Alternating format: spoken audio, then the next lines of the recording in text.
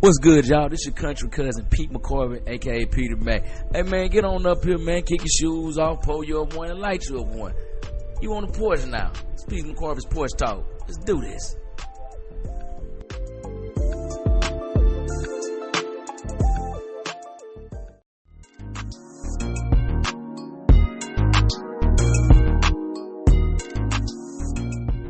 What's good, everybody? It's your country cousin, Pete McCorvey, a.k.a. Peter Mac. And y'all, welcome back to the porch, man. Yeah, I know we was off the porch for a couple of weeks, man. I ain't just shit canned. I ain't want y'all to think, oh, he just forgot about us. He abandoned. I didn't abandon the porch. Well, I didn't, but I did. Now, a couple weeks ago, I did leave y'all hanging, but I'm going to tell y'all why I left y'all hanging. I got a call from one of my friends that told me about a spot that was doing all-you-can-eat tacos for $20. And let me tell y'all something. I love y'all to death. I really do. I love y'all to death. But I love tacos even more. Y'all know I love tacos. I've been a taco lover since I got stationed in San Diego, California, doing my first tour of the Navy. And I'm never going to turn my back on no free taco. I'm talking about like the street tacos made by the legit Mexicans. Not that bullshit from Taco Bell, Jack in the Box. I'm talking about real deal Mexican tacos that be either made in Roach Coach, or that's a food truck, you know, or like in a little restaurant in the corner of the hood, or the barrio, as the Mexicans call it. Ain't got no ATM in there. Old lady sitting there, she doing all the plumbing and everything, and it look like the person taking your order, if it's a female, she might want to give you a play. As a dude, look like he fresh out of prison and he don't like niggas. So yeah, I'm always gonna get some tacos. Now, last week, I had to take me a mental health break, y'all. I'm making a big change this year, and I'm worried about it. I mean, it's a change that's got to come. I can't just not make it. It has to happen. But it's got me worried. It's got me questioning a lot of things, you know, especially with me being close to 40. So I just had to really just take a day, decompress, figure some things out. I still don't got things figured out, but you know what? I'm realizing I've mapped out stuff a lot in my life. They didn't pan out. So I'm just at this point now in life where I'm going to go give it a shot. I'm going to have this plan. I'm not going to put everything and all them eggs into that one basket. I'm not just going to think this, because if I do that, I'm going to end up hurting my own feelings. So it's like, look, I got to do this. Whatever happens, happens. It's not I'm lackadaisical. It's just, like people say, que sera, sera. Whatever would be, you know. So that's why I wasn't with y'all last week. But hey, I've even been relaxing out the gym too. Like, not just because like I just not feeling it. I just been relaxed. I'm trying to enjoy life. I need to get back into that regimen because I don't want to end up getting chunky again. But my weight has stayed consistent. Like I told you, I lost 25 pounds last year, and I'm still within that 25 pounds. My weight fluctuates. So it's just watching what I eat, or if I'm going to eat junky, just not eat too much of it. But yeah, it's just been kind of, like I said, which is contradicting because I went and bust them tacos down week 4 last. But it's just, I think I said, I just need to take a break. Your country cousin needs some me time, man. I love talking shit with y'all, but hey, I had to go take care of me. And if I can't take care of me, I ain't going to be worth a damn to y'all. Also, before I get started, man, it's a brother by the name of E.J. Rogers out of Augusta, Georgia. I performed a lot with him when I was stationed there doing comedy. Shout out to him, he just made over 100,000 subscribers on his Instagram. If y'all are on Instagram, go check him out. Comedian E.J. Rogers out of Augusta, Georgia. And I'm shocked because I didn't know Buddy could sing. Because I'm sitting there looking at all the stuff. I'm like, wait, is that him singing? I'm like, man, I know this dude for what, about 2 years? Performed down there about 2 years. Never knew Buddy could sing. So y'all definitely go check him out, man. Like, hey, Jamie Foxx even shouted out one of his songs. Like, he just put up the past 24 hours. Jamie Foxx put the fire emoji under there. So, hey, man, bro, you might be on your way, dog. I'm going to tell you how I knew that you making your rounds, because one of my Navy friends, he shared one of your reels, and I told him, I said, I know dude. He's like, for real? I'm like, yeah, I performed with him in the gut. So, hey, bro, you probably on your way, dog. I'm rooting for you, man. Good, big ups to you. Y'all, when it comes to my other podcast, At the Movies with Pete McCorvey, y'all, I got 3 in the can, man. My last episode I really enjoyed. That was about the 6-man. Next week's episode is gonna be on Blue Chips, since March Madness is over and Blue Chips deal with college basketball like the 6-man dealt with. I'm gonna do that to end one of my favorite times of the year, March Madness, college basketball as a whole. And, you know, got to do something to keep us tied over with baseball season. But, shout out to my Braves. My Braves did get a W opening day. You know, because last year they went 0-11, so at least they got a W opening day. And I'm not sure. I ain't really kept up with the Dodgers. That's my West Coast team, because I like the Braves and the Dodgers. So, but hopefully the Dodgers, they back-to-back defending MLB champs. I'm pretty sure they kicking ass. But, baseball just boring to watch. This is one of them games you got to be at the stadium to watch. I cannot sit there and watch a game of baseball. And people are crazy. They be worried about the wrong thing. Somebody had the nerve to say, oh, man, Dodger Stadium is one of the most unimpressive, unpicturesque stadiums in Major League Baseball. But yet they have 3 MLB World Championships since 2020. And last 2 was back-to-back. So I don't think they give a damn about how impressive the stadium looks. They winning. Y'all worry about the wrong thing. And I don't know what y'all talking about. I see it on TV. Dodger Stadium in Chavez Ravine in L.A. looks majestic to me. Hell, I've never been inside it. As a matter of fact, I'm mad at myself because the 2022 season, I was getting off for work on a Saturday. I had duty Friday. I was getting off Saturday. Looked down at my phone, and I could have got a double whammy. The Braves was actually playing the Dodgers in Dodger Stadium.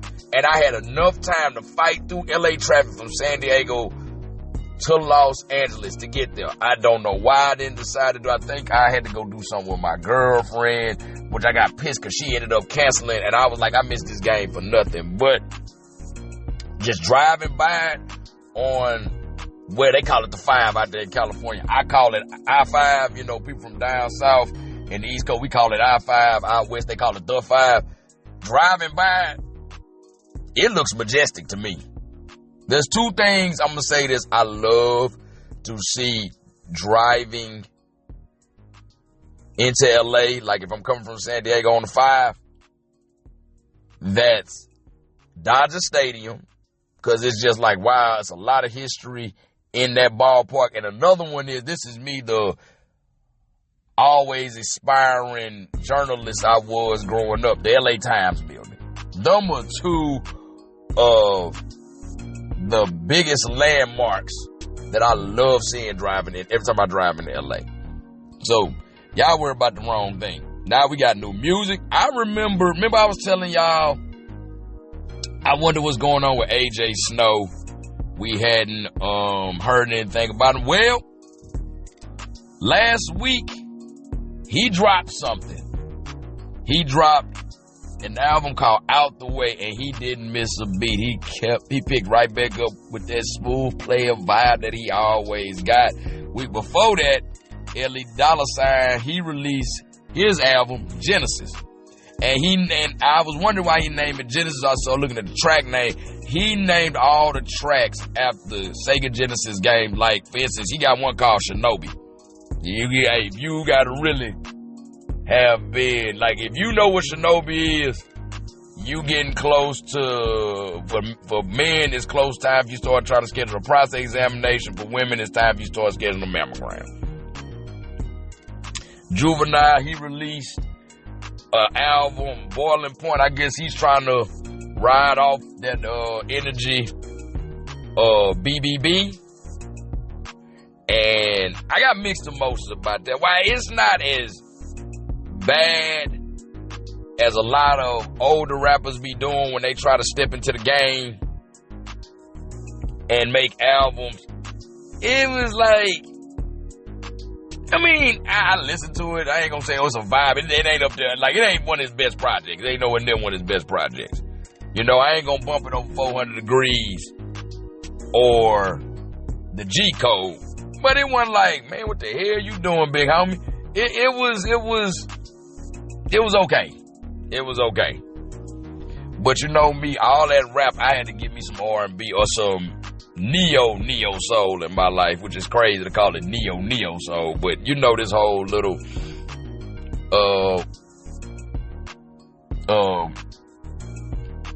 collective of musical artists like Masego, Victoria Monet, Snow Allegra, where Alex Isley is in that collective, and she had When the City Sleeps. Cool vibe, like if you like to lay out, like smoke, drink you some wine, sit on your balcony if you like live in the city or live by the ocean, watch the sunset over the beach or over the skyline. Perfect for that. So music was, like I said, was hitting the past 2 weeks I've been gone for y'all. March Madness, as I said earlier, is a wrap. It is a wrap, and boy, how did it wrap? My Duke Blue Devils, once again, did not walk away with the title despite going into ending the regular season at number 1, going to the ACC tournament number 1, entering the tournament as number 1. They got eliminated in the Elite 8 by the UCONN Huskies on a buzzer beater, 73-72. And shout out to Braylon Mullins with that buzzer beater, man. Hey, that boy was looking like Chris Mullins. You know, I'm still, to this day, after seeing that shot, I believe that's Chris Mullins' long-lost son. But you know what? As a Duke fan, this has become normal now. It's become normal. I said this last week when I reviewed the 6 Man on At the Movies. You can just expect this because, like I said, they run the tables, dog walk everybody through the regular season, ACC tournament. Get to the round of 64, beat their opponent easily. Get to the round of 32, beat their opponent. Get to like the Sweet 16 and on, that's when you got to start holding your breath. Because they'll start acting like they never played a game of basketball a day in their damn life. Like they were up at the half by 15 points. And then they let them boys battle back. And for some reason, they do this all the time. It's one person who just go ice cold. And they'll keep trying to feed the ball to him. Keep feeding the ball. And they'll think, oh, well, damn, he's 0 for 5 since we came back from half. Let me feed him again. He'll see, he's going to heat up. Oh, my God, he's 0 for 7 now. He's going to make one. Damn, he's 0 for 12 since the half. But I'm going to keep feeding it to him. They don't adjust. It's like they act like they never played a game of basketball. Like these are not the top recruits in the nation. Like they want Mr. Basketball in whatever state they come from. It's getting real frustrating. But I will say this. 35 years later, one of Duke's opponents who revolutionized not just the game of basketball, but style, the Fab Five, they they got some vengeance. Not necessarily on Duke, but they kind of got them some vengeance because the Michigan Wolverines won the national title against UCONN, who went on to march to the national title game 69-63 this past Monday night. Now I'm celebrating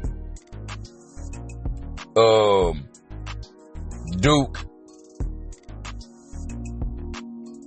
getting avenged by Michigan when they beat UConn. So UConn, they did a big one for Duke, which I know if you know how Michigan's history, especially college basketball with Duke, you be like, what the hell? But yeah, shout out to them. Oh yeah, the Fab Five was actually in the building for the Final Four. Like their semifinal game against Arizona. Boy, they was like Chris Webber. Oh my God, he gave me one of our biggest laughs. Like one of the Michigan players, I don't know who it is. I'm not gonna lie to y'all. He went up for a dunk. And he said, I guards dunk on you. He said, I guards dunk on your big man. The way he called himself, you can tell Chris Webber wanted to say on your bitch ass. But oh my God, it was just so hilarious. But yeah, I mean, 37 years later, because the last one they won was in 1989, the Michigan Wolverines are the kings of college basketball. Oh my God, that's crazy. And speaking of 37 years ago when they won, so Glenn Rice, who's an NBA All-Star, you know, played with Charlotte Hornets, played with the Miami Heat, played with the Lakers, you know, during that first three-peat they had where he won a title with them in 2000, 2002. I don't know where I've been because obviously this has been a known thing for a while.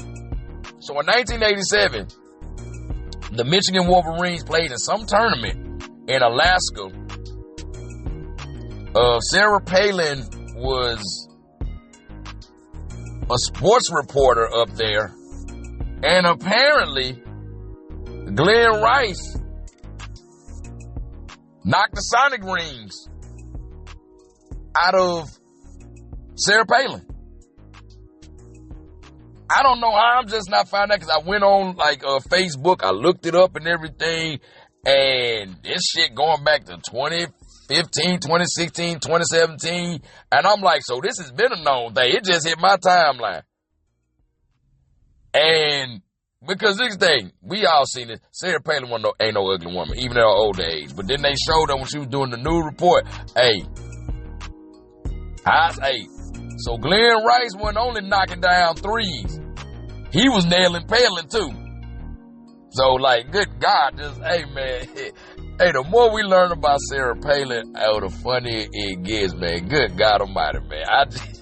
When I found that, I'm like, that is nuts.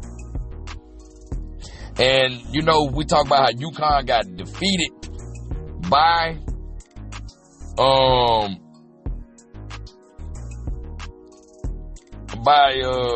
Michigan. Well, UConn was just wasn't a good year for both the men and the women, you know, because the Lady Huskies got beat by Auntie Dawn Staley and her South Carolina Gamecocks. So in the semifinals for the Gamecocks to advance once again to the national title game. Now, it seemed like it was good, but then after the game, he went to bullshit. You know, Gino Auriemma refused to shake Dawn Staley's hand. They started having words. That North Philly came out of Dawn Staley. She was like, "Fuck going on with you?" And she was like, "You seen her face? Because if you watch her on TV, she very emotional, and she gonna show her emotions regardless." You even could see when they got close, Dawn Staley said, "I beat Gino ass." Like that North Philly came out of them. Gino don't understand. Boy, you had a whole lot of black people on your head. The coach was finna step behind Coach Staley. Then what killed me was he gonna release statement talking about I shouldn't have done that, was wrong with me. Motherfucker, you a 50-something-year-old man. 50-something, almost about to be 60-something-year-old man. You knew damn well what you did was wrong when you did it. You just mad because it made you look bad in that light. Because now I'm going to be honest.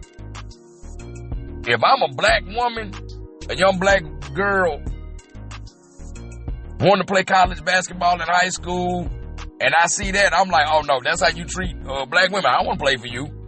I don't want to play for you at all.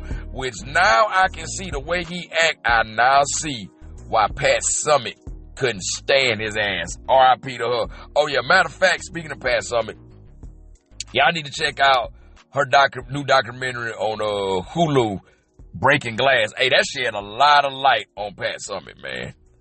That woman was here. That woman didn't play no games, man. But unfortunately, we talk about Dawn Staley and she advanced to the national title game. Well, they got the Sonic rings and the Mario coins knocked out of them by UCLA. They lost by 28. And Dawn Staley, I love you, auntie, but after getting smashed like that 2 years in a row in the national title game, you got to get you some size under that basket.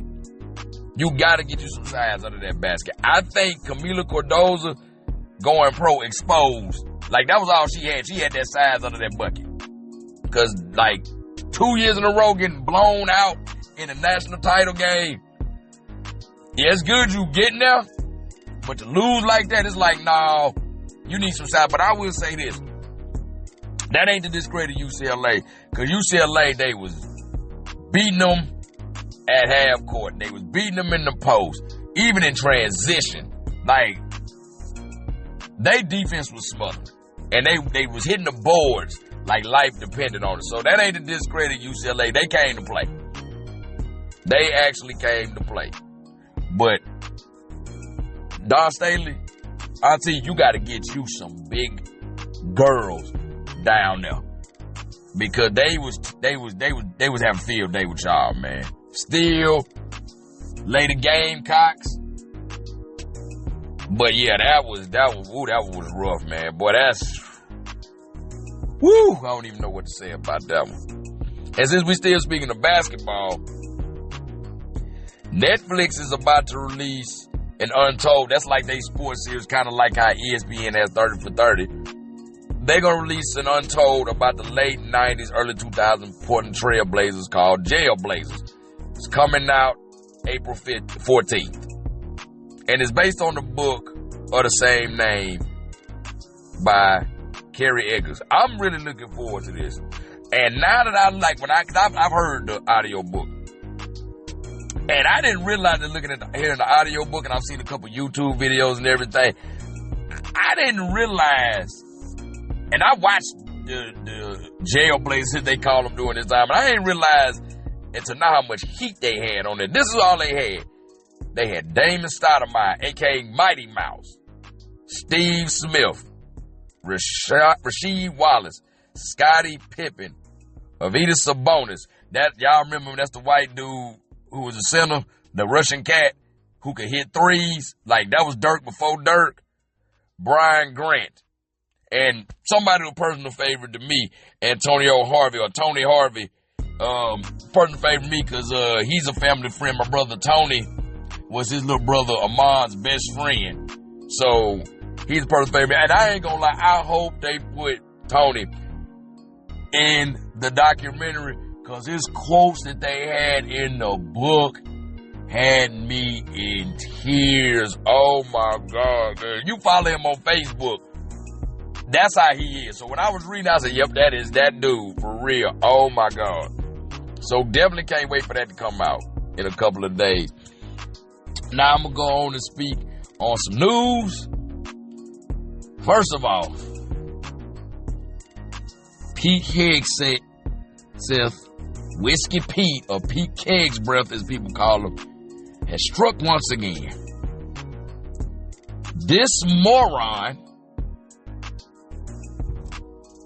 is deciding, because he don't want people being sitting ducks on military installations, he is trying to push something through to where he's going to grant off-duty military personnel permission to carry firearms on base.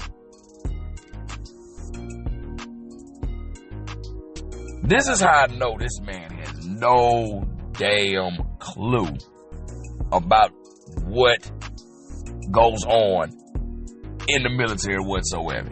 Excuse me. He has no clue. Because anybody who's been in the military, you know, it's not a lot of emotional intelligence. It's a lot of testosterone.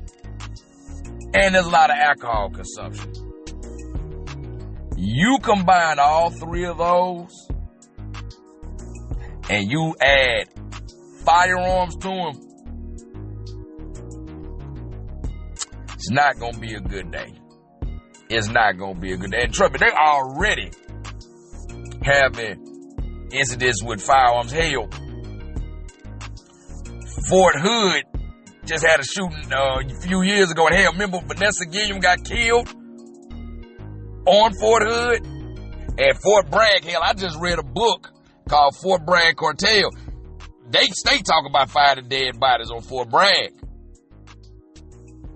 So you add that in the equation. Oh my God, you talk about what they need to be sitting there. Sir, that's why you have guard sentries and military police, or in the Navy, master at arms. That's what they're there to do.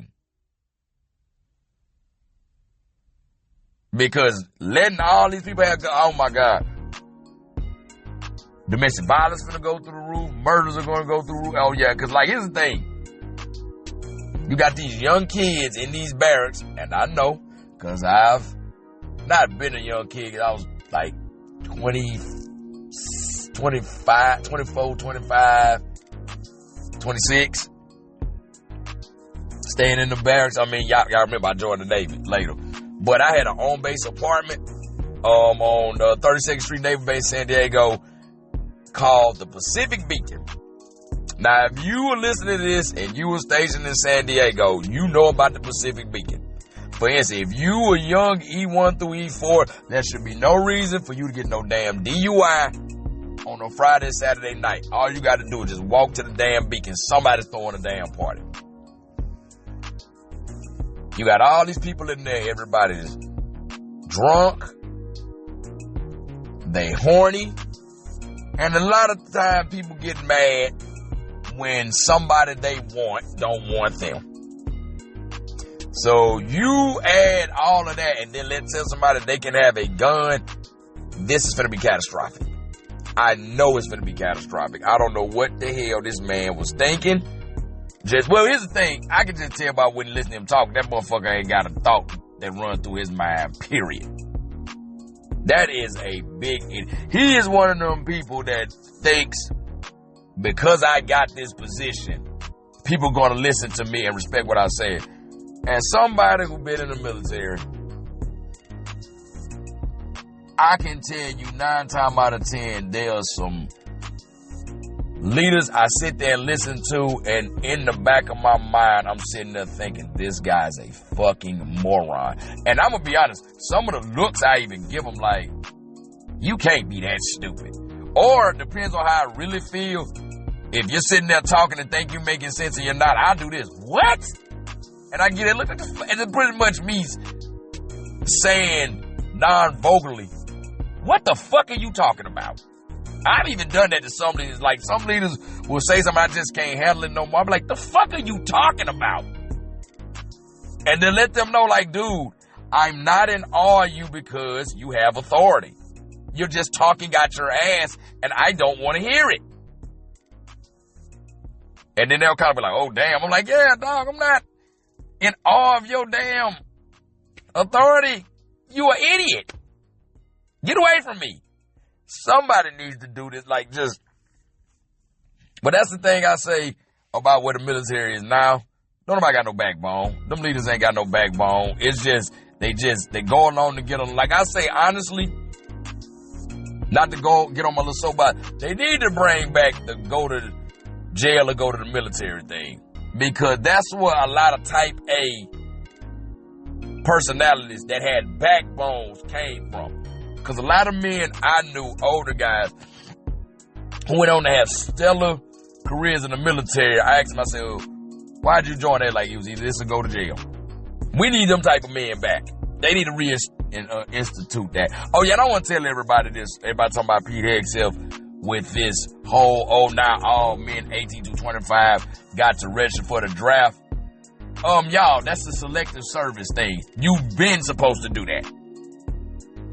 You always have been supposed to do that. You're supposed to go down to the post office or whatever and register. That's not nothing new. He's not bringing the draft back. He's saying that, like, first of all, this shows how big of a moron he is. I'm instituting that food that's been a thing since like the 70s. That you didn't create that. But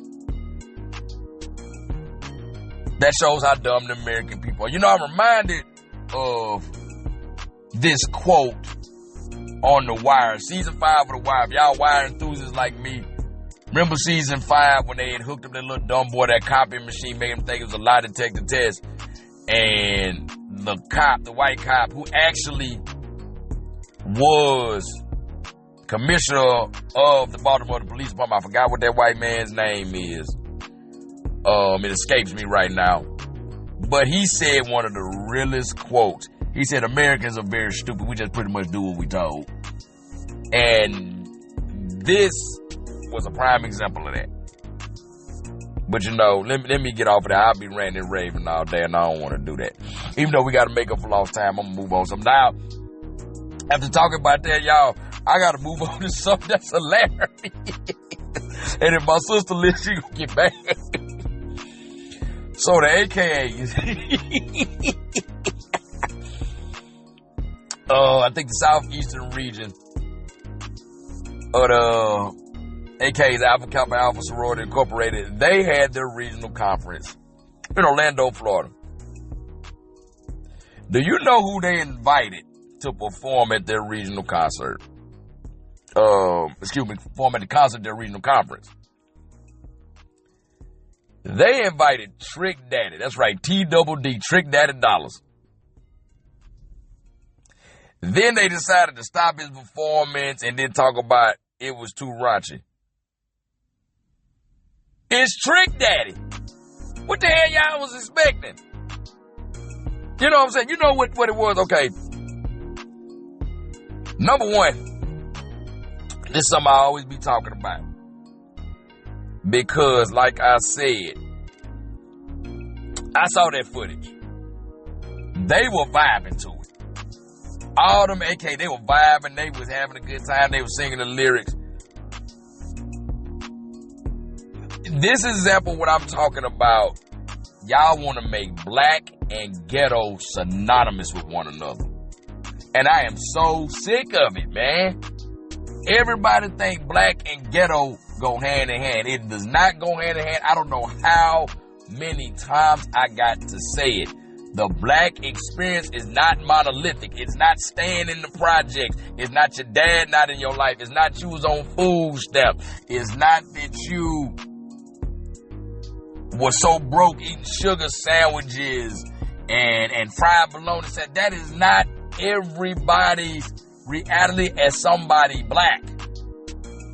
And y'all do that from music to television to movies. If somebody, that's what y'all want to be the picture of blackness. That is not the picture of blackness. Everybody's black experience is not the same. You know, now don't get twisted. Now, I don't like nobody who try to who black who, oh, I don't do that's ghetto. And then they talk down, they sell outish, they Uncle Tomish, which even that term is not used correctly, but that's another story for another day. I'm talking about somebody who genuinely see themselves as black, but they not ghetto, they not this. Y'all want black and ghetto to be synonymous, and I'm so fucking frustrated with that. Because here's the thing about it. Them women was just mad that they got exposed. Cause like I said, you saw them vibing to it. They was mad. Somebody leaked the foot. They're like, I can't believe these. Cause, you know, the AKA, they supposed to know me being prim and proper, highly educated, just, you know, kind of, as the old people would say, sedity. or the white people would say, them old race white people, uppity. So for them to sit there and they catch y'all vibing to one of the most vile rappers, cause they sitting there like, I can't believe they got tricked. Like I said, what did you expect? I be your player. Y'all remember that song? And excuse what I'm about to say. I eat your coochie with your legs up, down your back, down your crack, and I lick all of your. What the? So, and you put that man on the bill to perform? Like I said, when the footage got leaked, they just saw that everybody said, oh, they supposed to be the prim proper ones, but you got tricked, and now they feel embarrassed. Because they, like I said, they were vibing with it. I saw the video. They were vibing. But now, they ain't, you know what I'm saying? They ain't who they say they is. You know? And what got me about that, they got mad about that and said, but you know who performed after Trick Daddy? They had Uncle Luke perform. Luther Campbell. Because he's married to one of them. He's married to AK. You can't make this shit up. You mad about Trick Daddy, but you let, hey, we want some pussy. Luther Campbell perform. Talking about some way he knew what he was supposed to do. It's Luther Campbell. Me so horny, nasty as they want to be, had to go to Congress for First Amendment right because this shit was so raunchy. I ain't got no problem with it. I was jamming it. But we talking about them. We talking about Doodoo Brown, Luther Campbell. You can't make this up. But like I said, hey, it was in Florida. It was in Florida, so it's not surprising. Florida different. Florida is different. It was funny, man, because I ain't seen a meme on Facebook and this show like Trick Daddy. He had an AKA had photoshopped over his head. And the meme is said, when I see you this, just know I'm going to do what the fuck I want to do. I put that up. My older sister, she's AKA. She called me, I need you to take that down immediately. I said, that does not rip. Hey, my sister want to let this be known. She said, that is not representative of Alpha Kappa Alpha sorority as a whole. That is that region. My sister said, I am not in that region. I am in another region. I do not do that. I said, hey, well, girl, when y'all had y'all boule, and hey, fellas, you know about that AKA boule. Find out where it is and you think, and you're welcome for that little tidbit of knowledge. That's the national convention where they all come gather somewhere. I said, well, at y'all national convention, y'all boule, y'all need to address this because there was no way. I said, y'all need to, some shoes need to come off, some earrings need to come off, some pearls need to be taken. Y'all need to scrap because they made y'all look bad. Oh my God, that was hilarious. But you know how I really pissed the AKA off. I said this one, I almost got killed, but it was worth it. I said, I can't believe y'all do that. I said, the Reds would never. Reds are Delta's, members of Delta Sigma Theta. I said, the Reds would never. Oh boy, they get heated. Oh my God. I like to poke the bear. I don't give a shit. But man, y'all knew better than that, man. I don't know why in the hell y'all decided to do that, because y'all knew damn well better to do that. All right, you know, before I get out of it, I got to give y'all a recap of my favorite show, The Rookie. Hey, Rookie getting good. Like last week's episode, Nolan and Bailey had to work together to keep a gunshot victim alive when they had to respond to it. But during them Bailey trying to treat them, they get kidnapped. And then it's when they get real intense because the kidnappers wanted to know where their money at with the guy who got shot. So they kind of had Bailey hostage, and Nolan has gotten to administer help while Bailey is telling them. It was real intense. I love that little thing. Y'all can talk, say y'all hate Bailey, y'all want to. Hey, she showed up in this episode. Also, old Wesley, man, he lost his election for DA, but he took it like a champ, man. He did take it like a champ, and I love that he was a bigger man. Luna finally, quote unquote, broke things off with the doctor she was emotionally cheating on Gray with. And she killed me because she had the nerve to tell the doctor he was despicable because he said, you were flirting with me. He's like, well, I never meant anything more than that, and it was harmless flirting. Said, but you flirted with me, and then she gonna turn around. Well, if I had invited you to dinner, invited you to a hotel, you wouldn't have stopped me, would you? He said, yeah, you almost cost me my marriage. You're a terrible person. I don't really want to talk to you. I'm like, so you don't take no accountability in your shit at all. You didn't have this man in your car where he got comfortable, the way he get careless to leave his sunglasses in there. Tell Wade you got romantic feelings for him and you don't know how to feel, but it's his fault. No accountability. But then again, what you expect, usual suspect, I said what I said. Didn't take no accountability, nothing like I shouldn't have did this, like when you did this and you expect, no, you just, oh Lord, you know, I like Luna into this season. You know, don't do this to a beautiful black woman. Cause y'all did that with Bishop. You gotta really be a rookie fan to remember Bishop from season 1. When she told Nolan stop messing with Chan, y'all like she a hater. Then y'all tried to do that with Cox when she, not Cox, oh that's Makia Cox, that's the actor. Y'all tried to do that with Nala when she first got on there, had her big major bitch. But then she finally grew on everybody over time. And now y'all trying to do, don't villainize these beautiful black women now. I'm tired, no. But y'all doing a good job of it, the rookie. Cause she pissed me off with that one. Now this week's episode, it was one, I love Selena themed episode. One, because the Seth Chavez is just nice to look at. And two, she brings it. This week's episode, you know, she was on loan to the Detective Bureau in the Missing Persons Unit. And she didn't like how lax it was. The guy was just real lax. And Selena, she kind of took that to heart because, you know, when she first got introduced, we learned that her sister was abducted and killed. So she takes missing persons very seriously. She actually ended up cracking the case. She almost ended up and getting killed. But luckily, Selena tough. She fought her way out of it.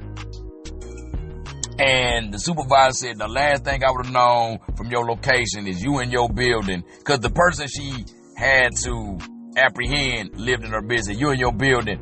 Now I'm thinking you just home and you just went off the grid. I'm thinking everything's okay. And Selena told him,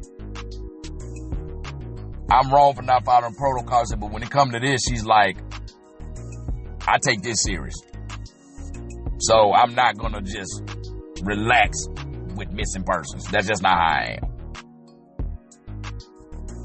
You know, Wesley, he, like I said, I told y'all last week, he lost the DA race.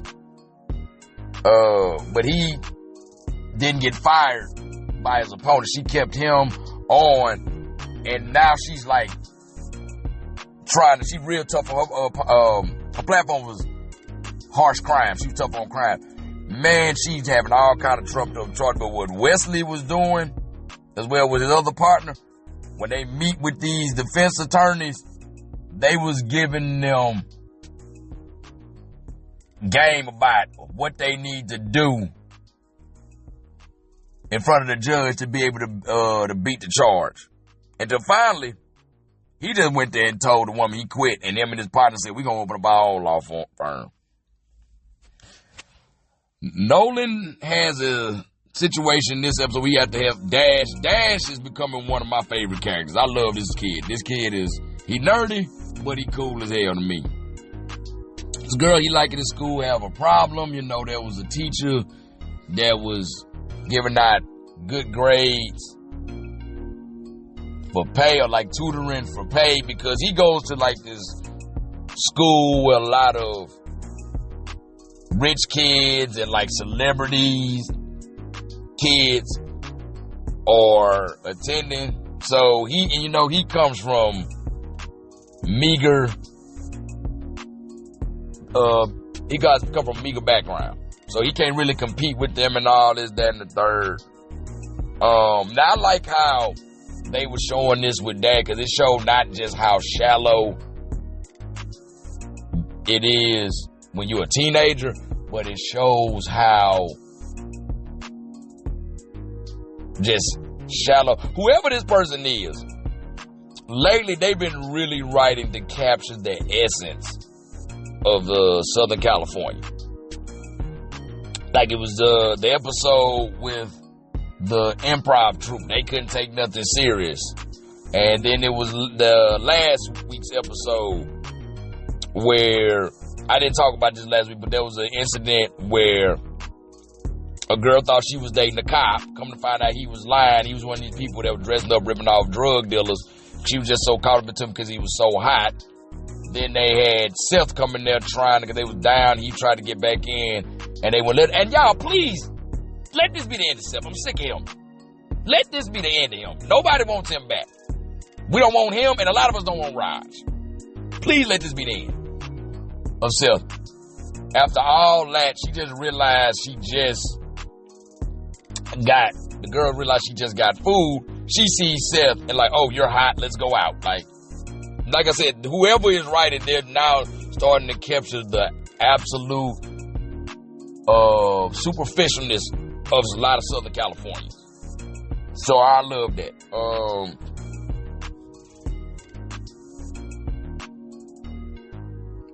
And that's what happens, and like I said, in this episode with Dash and the girl he's trying to help. Now, Dash, we see that Dash really don't have nobody when it comes to this episode. Like his mom, she's always working, trying to make a way for them. And his father when we meet his father, man, just self-centered and just neglectful. All he does, even while they in harm's way, he's worried about trying to get people to invest in the stock for this whiskey he working on and this, that, and the third.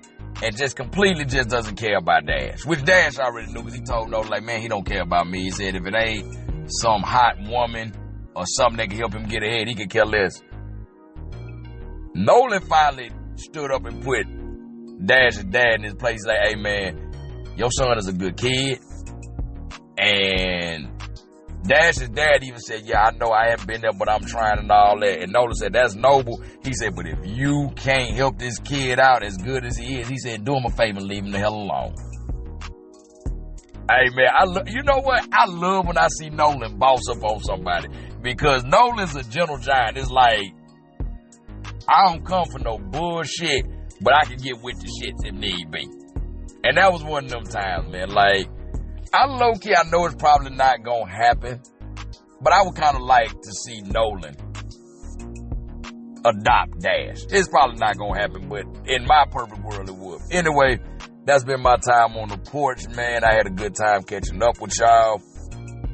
You know, y'all find me on Facebook under my name. You can find me on Instagram, PDMac10, PETYMAC10. Or you can find me on TikTok, PDMac89. Same as Instagram. Just drop the 1 and the 0, put an 8 and a 9 there, man. Until the season end, I'm gonna try my best not to go more than 2 weeks without hollering at y'all. But until next week, be cool, stay calm, and get paid. Peace.